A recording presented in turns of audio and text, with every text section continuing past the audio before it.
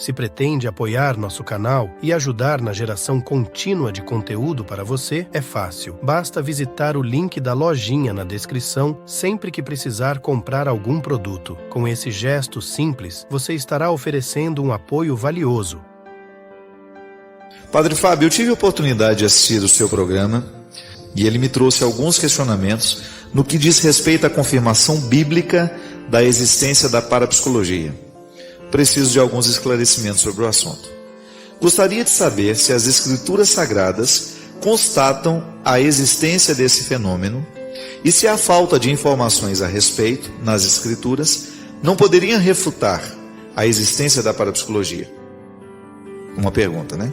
Gostaria de esclarecer e dizer que lhe admiro muito. Obrigado pelo carinho. E ela diz que não professa a fé cristã, apesar de nos assistir. Veja bem, interessante a gente ter uma compreensão. A parapsicologia é uma ciência moderna, né? Ela não tem muito tempo. Para nós que temos 2000 anos de cristianismo, né? De história cristã, então ela é relativamente nova, perto de tudo que nós já temos de experiência vivida. A parapsicologia é uma ciência que vai além, né? Tudo aquilo que está além do conhecimento da psicologia, extrapola o contexto da reflexão psicológica, da psicologia, desculpa. Eu sei que a sua pergunta está diretamente ligada a alguns fenômenos que estão na Sagrada Escritura e que hoje a ciência da parapsicologia nos ajuda a entender como fenômenos parapsicológicos. A possessão demoníaca, por exemplo, né? A gente sabe que em muitos casos em que as pessoas simples, não sabendo, porque às vezes a pessoa é tão simples, ela não teve a oportunidade até mesmo de saber que existe a parapsicologia, que existem os fenômenos parapsicológicos e que podem ser explicados. Já dei aqui o exemplo de um grande padre, que é o Padre Quevedo, que trabalha com muita seriedade a parapsicologia e que mostra no curso dele muitos fenômenos, que aos olhos de muitos, aquilo é o demônio, é uma ação do demônio. Não, é um fenômeno parapsicológico. Isto é, a mente humana, ela tem o poder, nós usamos muito pouco da nossa capacidade mental. A pessoa que tem o dom da paranormalidade é uma pessoa que às vezes usa 2% a mais do que o outro, do que uma pessoa convencional, do que uma pessoa que usa o tanto normal, né? Aquilo que já é o convencional dessa atividade mental. Então existem pessoas que têm o dom de mover objetos, existem pessoas que têm o dom de até mesmo de ler o pensamento do outro, a sensação, o sentimento do outro. São dons paranormais, são pessoas paranormais. E a gente sabe que num determinado momento a Sagrada Escritura, pode ser que muitos daqueles eventos que são narrados tenham ali, sim, manifestações parapsicológicas, só que naquela época as pessoas não entendiam disso. Como volto a dizer, que é uma ciência nova. Hoje, trata-se com muita seriedade todo fenômeno paranormal. Ele não se opõe à nossa fé. Isso aqui é interessante. O diabo continua agindo? Continua. Só que a gente precisa distinguir quando é força da mente e quando é realmente uma ação demoníaca. A igreja é muito prudente para poder falar de ação demoníaca, né? A gente tem muitas vezes aquilo que as pessoas simples chamam, o demônio está se manifestando naquela mulher. Às vezes é uma reação histérica, que por não ser compreendida, por faltar àquelas pessoas esse conhecimento, acaba atribuindo isso como fenômeno, né? Fenômeno, tudo é fenômeno, porque a palavra fenômeno é tudo aquilo que se manifesta. Então tá, manifestou-se, a pessoa moveu um objeto de lugar, e aquilo é um fenômeno paranormal. Poder da mente. Claro que a gente fica assustado quando vê. Eu já não tenho mais tanto medo disso, porque já tenho o conhecimento. O conhecimento nos liberta desses medos, né? Mas uma pessoa que não sabe, que não conhece fenômenos parapsicológicos, pode ficar muito assustado quando vê isso acontecer. O fato é que a Sagrada Escritura fala de manifestações do diabo, de possessões, e não cabe a nós julgar se aquilo ali era um fenômeno parapsicológico ou não, porque a nossa fé está acima disso, né? A gente precisa ter uma liberdade, né? Dar à palavra a liberdade de ser metáfora, não tem nenhum problema. Aquilo ali não é menos verdadeiro porque é metáfora. Então eu vou ler a narração do Gênesis e eu preciso acreditar que foi tal qual como está escrito. Não precisa. Eu acredito que Deus criou todas as coisas, mas aquela narração literária, ela pode estar cheia de metáforas, sem que isso atente contra a verdade do texto. Essa é uma sabedoria que nós precisamos ter. Eu não acredito só porque está escrito. Não. O que está escrito é um instrumental para me ajudar a compreender a minha fé. Mas eu preciso ser livre diante dessa letra e dar à letra também a oportunidade de ser livre. A nossa fé ultrapassa tudo isso. Eu creio em Deus e creio na existência do diabo. Pronto. É uma profissão de fé. Eu sei que o diabo, o diabolos, né, do grego, aquele que divide, aquele que separa, está presente na sociedade através de situações e age através de pessoas, mas sem que elas estejam endemoniadas, né? Seria muito perigoso dizer que aquela pessoa está tomada pelo diabo. Não, ela pode ter ações diabólicas, e à medida em que vai permitindo que essas ações diabólicas cresçam, ela vai ficando cada vez mais representante, né, do diabo na terra. E nós não queremos, não é? O contrário, que a nossa proposta é outra. A gente quer expulsar tudo que é diabólico e a gente quer fazer prevalecer tudo aquilo que é divino. Mas a parapsicologia existe, ela estuda os fenômenos que são provocados pela mente humana, mentes que são um pouco mais usadas, né, um pouco mais avançadas, um pouco mais evoluídas, quem sabe, né? Não sei se estou correto em dizer isso, mas uma mente que está sendo mais utilizada. É assim. Se eu uso tantos por cento da minha mente, o paranormal usa um pouco mais do que eu. É isso. Dói-me o peito, o pensamento fica sem lógica, é como se tivesse sido acobertada a razão. Acredito que me perdi em mim. Estou sem rota, sem rumo, sem luz.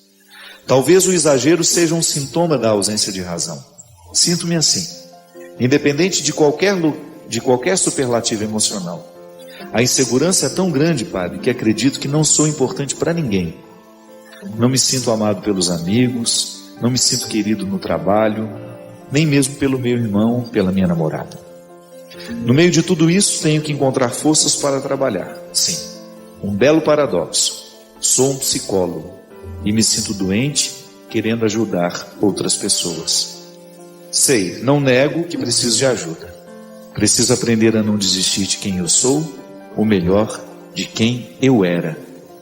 O sorriso já não vem com tanta facilidade, Padre. No lugar dele existe um rosto sério, fechado, preocupado. Tenho medo de ser trocado pelas pessoas que eu amo e perder o valor, o significado para elas e com isso ficar na solidão. Abraço, Roberto Luiz. Meu querido, primeiramente eu lhe parabenizo pela sua coragem. Não é fácil, né, para um profissional que ajuda outras pessoas a ter coragem de assumir isso, mas ao mesmo tempo isso te traz ainda mais autoridade, viu? Diante do seu trabalho, diante dos seus pacientes. Porque quando nós investigamos a dor do outro em nós temos muito mais facilidade de compreender o que o outro passa. Esse é um desafio. E foi Jesus que falou isso. A misericórdia não é outra coisa senão você permitir o sentimento do outro em você, sem misturar. Não é que você vai ficar confuso no sentimento do outro, não. A misericórdia é a abertura do coração para que o que dói no outro doa em mim.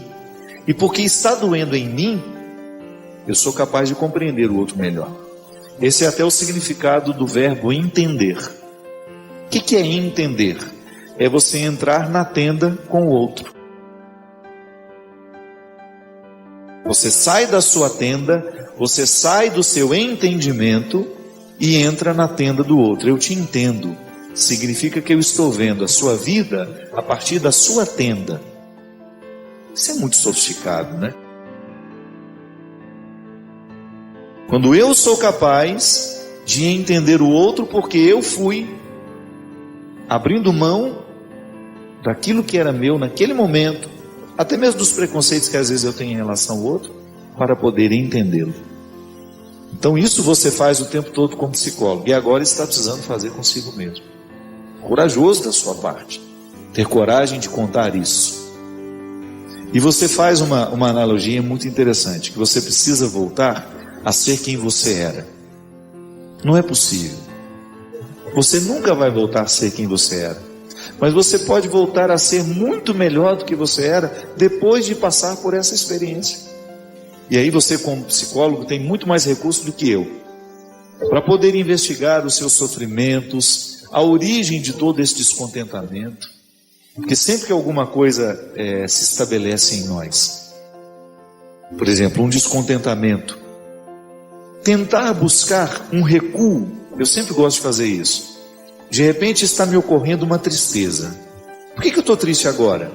Aí num primeiro momento eu nem sei dizer. Aí eu vou seguindo o caminho da tristeza. Eu estava onde quando eu comecei a me sentir assim? O que foi que eu vi? E de repente eu chego a um e-mail que eu li, algum telefonema que eu recebi, algum sentimento que me ocorreu naquele momento, e que depois foi avolumando, desenvolvendo em mim uma insatisfação que teima em ficar. Às vezes, meu filho, o que nós precisamos fazer é um recuo nesses caminhos que nós estamos trilhando, nas escolhas que a gente foi fazendo. Porque as escolhas repercutem. Pode ser que hoje esteja eu sendo vítima de escolhas que eu fiz há 10 anos atrás. A vida não perdoa não, viu? A vida é bonita, ela é generosa, mas ela não perdoa não. Mais cedo ou mais tarde, a fatura das nossas escolhas vai nos chegar. Até o tratamento que a gente dá ao corpo. Mais cedo ou mais tarde, a fatura chega.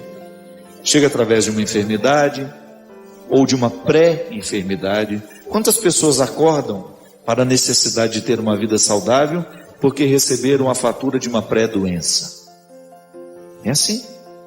Então, muitas vezes, a tristeza de hoje está associada a escolhas que a gente fez no passado e que a gente não corrigiu porque faltava consciência para isso.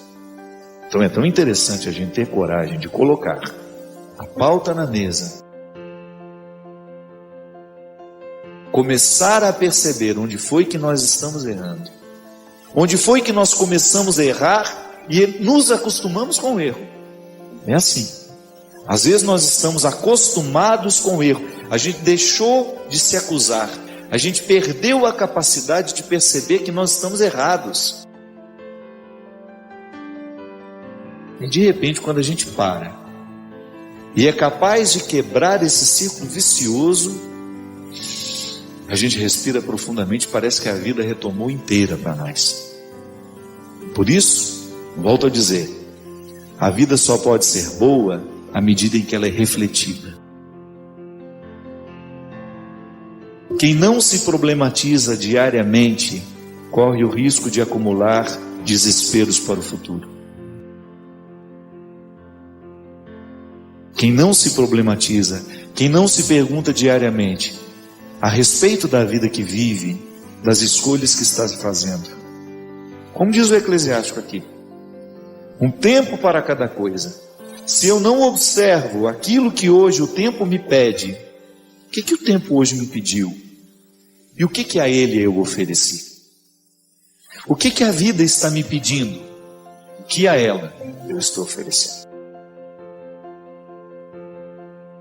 qualidade de tudo depende da resposta que oferecemos. Eu espero que você esteja atento à resposta que você está dando à vida.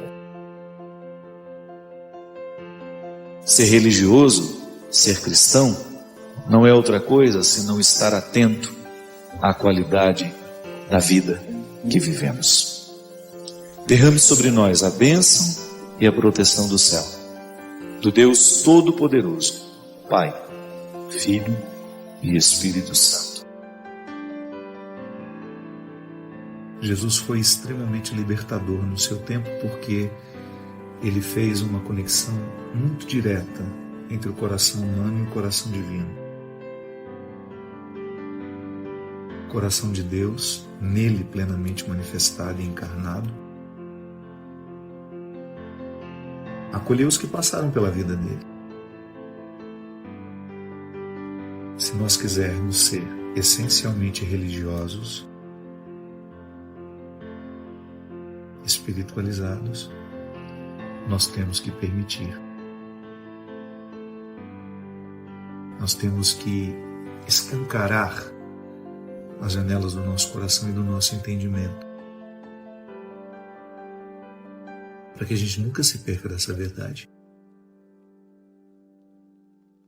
Não existe como amar a Deus sem ter também um amor pela humanidade. Essa humanidade que está em mim, que está em você.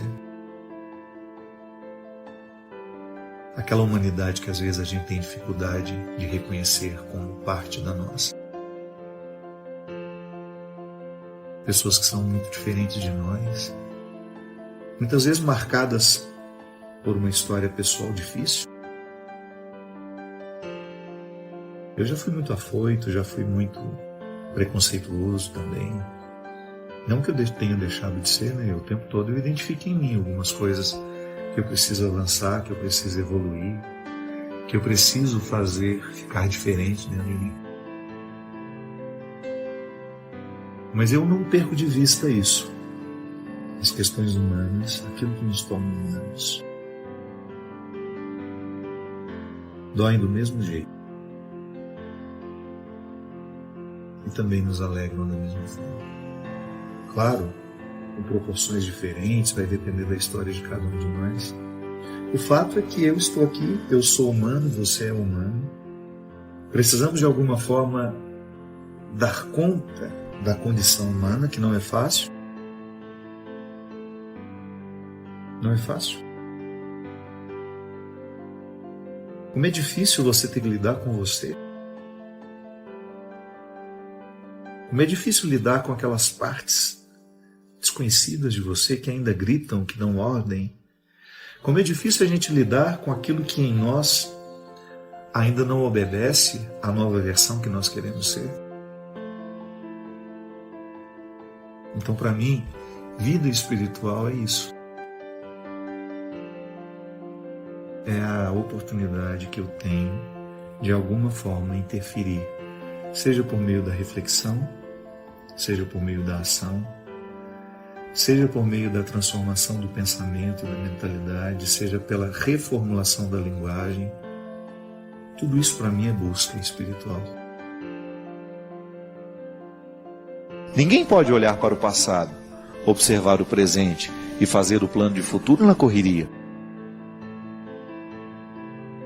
E é por isso que a vida cristã combina com reflexão, né? Nós não podemos ser um cristão qualificado se a gente não reflete a própria vida.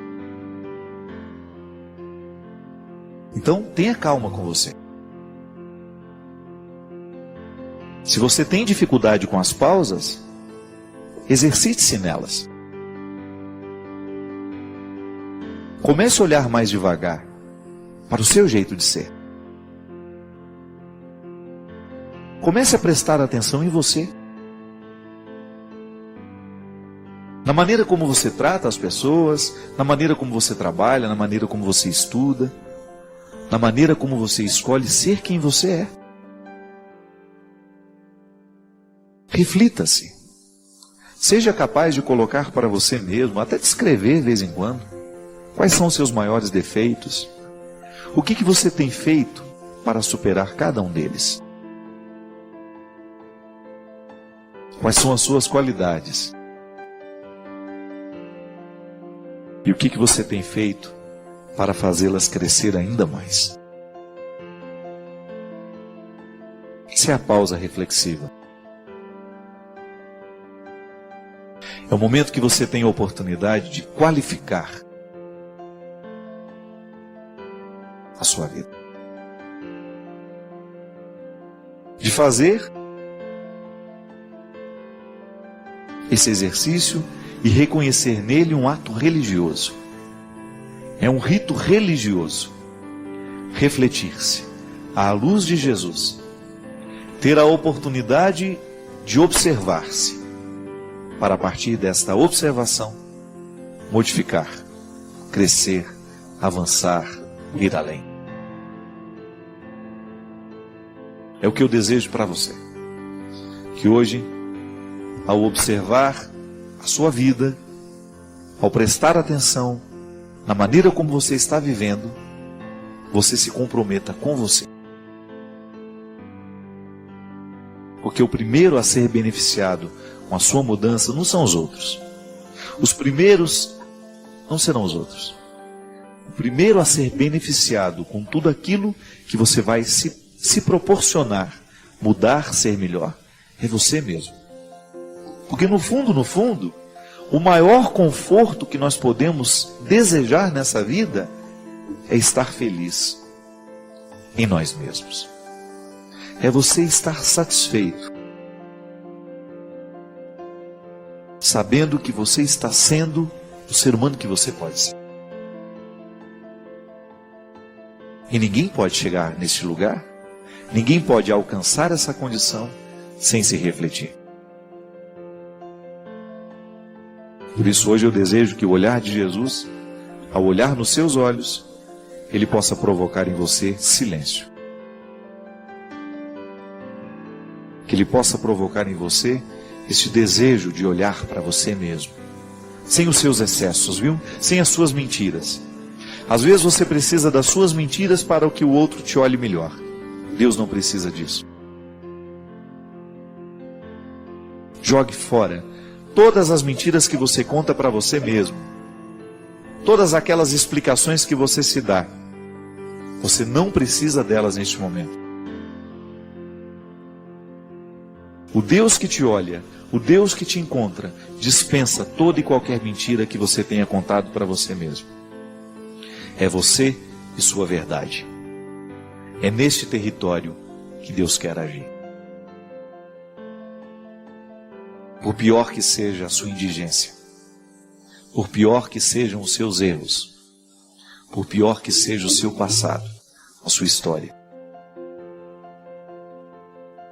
nada disso vale agora. Sabe por quê? Porque Deus nos enxerga com olhos de futuro. Ao me encontrar, nessa noite de hoje, ao lhe encontrar, Deus só enxerga o futuro. Não é maravilhoso isso? Pensar que hoje Deus só enxerga futuro em você? Isso é salvação. E se a gente aceitar que Deus nos salva com o seu olhar, um olhar que tem o poder de nos reinaugurar, de nos trazer vida nova.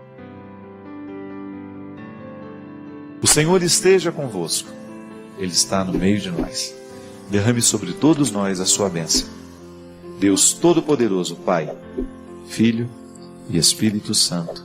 Às vezes nós temos aquela impressão de que nós estamos fazendo para nós. Não é? Melhor, às vezes nós temos a impressão de que nós estamos fazendo para os outros, mas não é para nós. Repare nas suas necessidades. Você tem necessidades. Não adianta você querer oferecer ao outro uma solução se antes você não experimentou.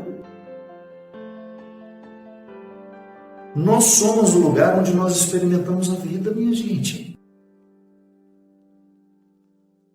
Eu preciso o tempo todo de palavras que pastoreiem a minha alma. Porque muito facilmente eu fico nas facilidades do egoísmo. Muitas vezes eu fico nos vícios de uma vida desregrada, infeliz. Às vezes eu tenho uma habilidade enorme de ser o meu pior inimigo. Quantas vezes você foi o pior inimigo? O seu pior inimigo. Quantas vezes você teve aquela ilusão de que os outros é que lhe podiam destruir? Não é não. Porque em última instância é você que vai acolher a voz ou vai rejeitá-la. Aquilo que está sendo dito por fora, se você acolhe dentro de você, aí você se transforma em seu inimigo. Se aquilo que está sendo dito é ruim, você guarda. Nós somos muitas vezes traumatizados assim, né? Porque nós somos crianças. O pai, diante de uma dificuldade que você teve, chama você de burro.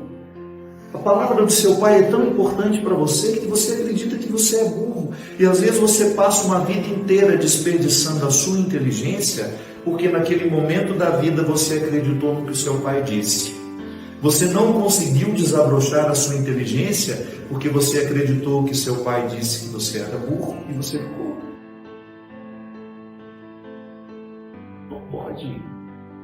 Não pode, você não pode cometer esse crime contra você.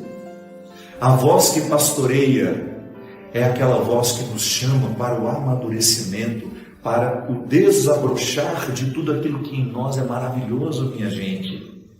Por isso que eu preciso ter um pastor amigo, um amigo pastor. Eu tenho um pastor amigo, que é o pastor Caio Fábio, que é um homem que participa mesmo da minha vida. E ele é um amigo pastor. Eu trouxe para a minha vida, pela autoridade espiritual que ele tem, um homem que eu conheço, que eu identifico muito próximo da verdade, da sabedoria evangélica, e eu quero ele comigo, porque ele é meu amigo. Ou pessoas simples no meu dia a dia, que tem palavras proféticas na minha história, como a tia Ju. Mas Fábio, o senhor tem poder de cura. Quantas vezes eu já pensei nisso, mas a palavra dela ontem para mim confirmou aquilo que de alguma forma eu já sei. Preste atenção no que os que te amam lhe dizem. Você pode observar que muitas destruições acontecem na nossa vida quando nós paramos de ouvir as pessoas que nos amam. Ou quando nós trocamos, deixamos de ouvir as pessoas que nos amam para ouvir aqueles que acabaram de chegar. Muitas vezes nos nossos relacionamentos a gente se destrói porque a gente deixou de ouvir as pessoas que nos amam. A infidelidade entre casais acontece muito nesse momento, quando a gente deixa de ouvir o outro, quando a voz do outro deixa de acordar o significado que a gente sabe que ele tem na nossa vida. E depois que você cai na traição, que você cai no sentimento de fracasso, o que mais lhe dói é isso. Em algum momento eu ouvi. Em algum momento eu ouvi. Muito mais a voz que não me amava. E ao ouvir a voz que não me amava, eu me transformei num ser humano que eu não gostaria de ser. Infiel, trapaceador, incapaz de viver o que há de mais sólido e bonito dentro das relações que eu estabeleci. Eu começo a morar fora de mim, porque as vozes que eu estou ouvindo não me chamam para dentro de mim, elas me expulsam. Ou as vozes que eu estou ouvindo ajudam a me edificar as moradas do pecado. Ou então a voz que eu estou ouvindo, ela aguça aquilo que em mim é mais sórdido, mais pecaminoso. E não é à toa que a gente tem aquele ditado, né? Diga-me com quem tu andas, e eu direi quem és. Eu modificaria que Jesus andou com muita gente ruim e não se transformou nelas. Diga-me quem tu ouves. Que às vezes você pode estar trabalhando com uma pessoa que você sabe que é ruim. Você anda com ela, mas você não permite as influências ruins dela sobre você. Porque a voz não te chama, a voz não repercute dentro de você. Quando ela chega, ela não produz frutos. Então, a voz que nos pastoreia. Se você quiser prestar atenção na qualidade da sua vida, é só você prestar atenção a quem você escuta. Quem tem influência sobre você? Quais são as vozes que despertam as suas vozes interior? O Senhor esteja ao nosso lado para nos defender, dentro de nós para nos proteger, diante de nós para nos conduzir e acima de nós para nos abençoar. Que esta proteção maravilhosa de Deus nos liberte e nos defenda de todo o mal e nos dê alegria. Em nome do Pai, e do Filho, e do Espírito Santo. Amém.